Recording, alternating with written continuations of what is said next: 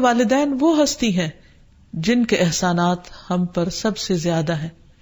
ان کے احسانات کا بدلہ ہم چکا نہیں سکتے، لیکن ہاں ایک صورت ہے کہ ہم ان کے لیے زیادہ سے زیادہ دعائیں کریں، خصوصاً اس وقت جب وہ دنیا سے جا چکے ہوں اور ہم ان کے لیے کسی قسم کی کوئی جسمانی خدمت یا مالی خدمت یا کسی اور طریقے سے کوئی مدد ان کی نہ کر سکتے ہوں. جب انسان فوت ہو جاتا ہے تو اس کے اپنے عمل کا سلسلہ ختم ہو جاتا ہے. 3 چیزیں مرنے کے بعد بھی فائدہ دیتی ہیں، جن میں سے ایک صدقہ جاریہ ہے، دوسرے ایسا علم جو انسان اپنے پیچھے چھوڑ جائے جس سے لوگ فائدہ اٹھائیں، اور تیسرے ولد صالح یدعو لہ، نیک اولاد جو اپنے والدین کے لیے دعائیں کرے.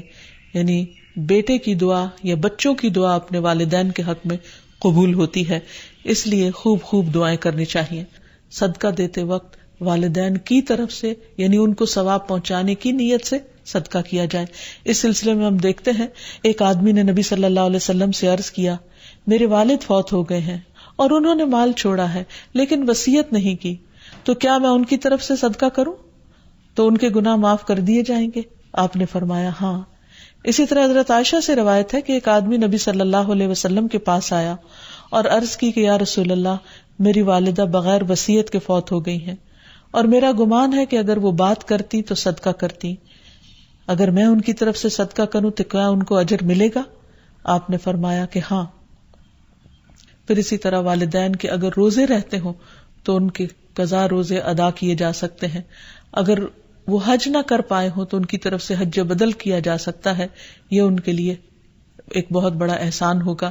پھر اسی طرح ان کی نظر پوری کی جا سکتی ہے کہ اگر انہوں نے زندگی میں کسی سے کوئی وعدہ کیا ہو اور وہ اسے پورا نہ کر سکے ہو، اللہ تعالیٰ کے لیے کوئی نظر مانی ہو اور اسے پورا نہ کر سکے ہو، تو اس کو ادا کر دیا جائے.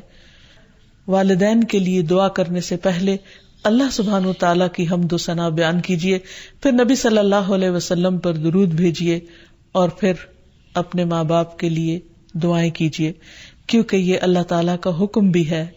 وَقُلْ رَبِّ ارْحَمْهُمَا كَمَا رَبَّيَانِي صَغِيرًا، اور آپ کہہ دیجئے اے میرے رب ان دونوں پر رحم کیجیے، یعنی والد پر بھی اور والدہ پر بھی، جیسے انہوں نے مجھے چھوٹا سا پالا تھا، بچپن میں پالا تھا، جب میں نہ خود کھا سکتا تھا نہ پی سکتا تھا اور نہ خود اپنے آپ کو صاف کر سکتا تھا، تو انہوں نے دن رات بغیر کسی وقفے کے میری خدمت کی. تو اے رب اب جب کہ وہ بڑے ہو گئے ہیں، وہ تیری رحمت کے محتاج ہیں، تو ان پر رحمت فرما اور ان کی مشکلات آسان فرما. پھر اسی طرح والدین اگر زندہ ہو تو بھی دعا کی جائے، اور اگر وہ فوت ہو جائے تو وہ اور بھی زیادہ دعاؤں کے مستحق ہو جاتے ہیں. جب برزخ میں والدین کا درجہ بڑھا دیا جاتا ہے یعنی بلند کیا جاتا ہے تو وہ پوچھتے ہیں کہ ہمیں درجے کی یہ بلندی کیوں کر حاصل ہوئی، تو انہیں بتایا جاتا ہے کہ یہ تمہاری اولاد کی دعا کی وجہ سے.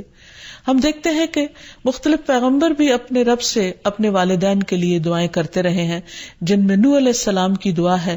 وہ کہتے ہیں رب اغفر لی ولوالدی ولمن دخل بیتی مؤمنا وللمؤمنین والمؤمنات، اے میرے پروردگار مجھے بخش دے اور میرے والدین کو بخش دے اور ہر اس شخص کو جو میرے گھر میں مومن کی حیثیت سے داخل ہوا ہو ان سب کو بھی بخش دے. اسی طرح ابراہیم علیہ السلام کی دعا ہے ربنا اغفر لی ولوالدی وللمؤمنین یوم یقوم الحساب، اے ہمارے پروردگار مجھے، میرے والدین اور تمام مومنوں کو اس دن معاف کر دینا جس دن حساب لیا جائے گا.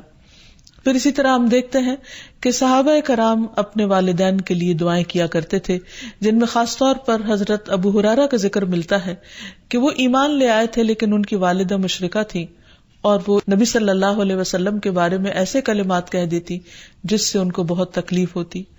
تو ایک مرتبہ اسی طرح کے کچھ کلمات سن کر وہ روتے ہوئے نبی صلی اللہ علیہ وسلم کے پاس آئے، کہنے لگے کہ یا رسول اللہ صلی اللہ علیہ وسلم آپ میری والدہ کی ہدایت کی دعا کیجیے.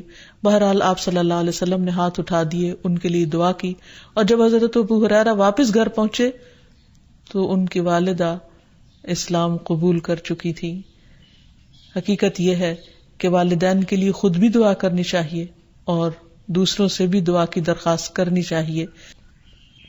حقیقت یہ ہے کہ ہم پر انسانوں میں سے سب سے بڑا احسان ہمارے والدین کا ہے. اللہ سبحانہ وتعالی نے اپنے حق کے بعد سب سے بڑا حق ہمیں والدین ہی کا بتایا ہے. والدین میں سے بھی خاص طور پر ماں کا حق ادا کرنا اور بھی زیادہ ضروری ہے، کیونکہ باپ کے مقابلے میں بچے کی پیدائش، تعلیم اور تربیت میں ماں کا حصہ اور ہاتھ زیادہ ہوتا ہے، وہ تکلیفیں بھی زیادہ اٹھاتی ہے. اور والدین کا حق ادا نہ کرنا کبیرہ گناہوں میں شمار ہوتا ہے، اور کبیرہ گناہ وہ ہیں کہ جن پر اگر انسان توبہ کیے بغیر مر گیا تو قیامت کے دن سخت پکڑ ہوگی. اور اسی طرح والدین کو رلانا بھی کبیرہ گناہ ہے، ان کو گالی دینا کبیرہ گناہ ہے. پھر اسی طرح والدین تو وہ ہستی ہیں کہ جن کے لیے دعاؤں کے ساتھ ساتھ ان کی طرف سے صدقہ خیرات کرنا بھی خصوصاً ان کے زندگی کے بعد بہت فائدہ مند ہے. انسان کو اگر زندگی میں کچھ مشکل پیش آئے، اپنے بچوں کی طرف سے کوئی پریشانی ہو، یا اپنی صحت کی طرف سے، یا کاروبار اور روزگار میں اگر کوئی پریشانی ہو، تو اس وقت انسان کو اپنے والدین کے ساتھ حسن سلوک کرنا چاہیے. یہ ان نیکیوں میں سے ہے جس کی وجہ سے انسان کی مشکل بہت جلد حل ہو جاتی ہے. تو خلاصہ یہ ہے کہ انسان اپنے والدین کے ساتھ جو احسان کر سکتا ہے، اس میں جب وہ زندہ ہوں تو ان کا دل خوش کرے، ان کی خدمت کرے، ان پر اپنا مال خرچ کرے، ان کی اطاعت اور فرما برداری کرے، خواہ وہ اللہ کے فرما بردار ہوں یا نہ ہوں، ان کے ساتھ حسن سلوک کرتا رہے. جب وہ فوت ہو جائے تو ان کی طرف سے صدقہ خیرات کرے، والدین کے دوستوں کے ساتھ حسن سلوک کرے، اور اس کے ساتھ ساتھ ان کے لیے خوب خوب دعائیں کرے. اور خصوصاً یہ مختصر سی دعا جو اللہ سبحانہ وتعالیٰ نے خود حکم دیا کرنے کو، رب ارحمہما کما ربیانی صغیرا، اس دعا کی خوب خوب تکرار کرے اور ان کی بخشش کی بھی دعا کرے. اور آخر میں ہم سب دعا کرتے ہیں اپنے والدین کے لیے کہ اللہ تعالیٰ ان پر اپنی رحمتیں فرمائے اور ان کو اپنا پسندیدہ بنا لے، اور اگر وہ دنیا سے جا چکے ہیں تو انہیں جنت میں اعلیٰ مقامات عطا فرمائے. وآخر دعوانا ان الحمد للہ رب العالمین.